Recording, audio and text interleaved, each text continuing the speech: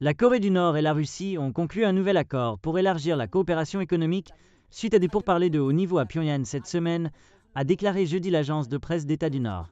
L'agence centrale de presse de Corée du Nord, KCNA, n'a pas fourni de détails sur l'accord signé mercredi entre des responsables commerciaux de haut niveau du Nord et une délégation russe dirigée par Alexandre Kozlov, qui est le ministre de l'écologie et des ressources naturelles de la Russie.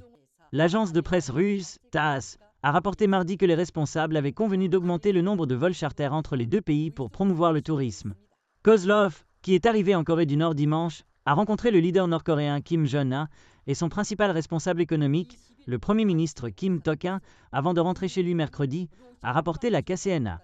Lors de la visite de Kozlov, le président russe Vladimir Poutine a offert aux eaux centrales de Pyongyang plus de 70 animaux, y compris des lions, des ours et plusieurs types d'oiseaux, selon TASS, montrant de nouveaux signes que les relations entre les deux pays continuent de se développer. Au cours des derniers mois, Kim Jong-un a donné la priorité aux relations avec Moscou dans une tentative de sortir de l'isolement international et de renforcer sa position, soutenant constamment la guerre de Poutine en Ukraine, tout en présentant simultanément la Corée du Nord comme un participant à un front uni contre Washington.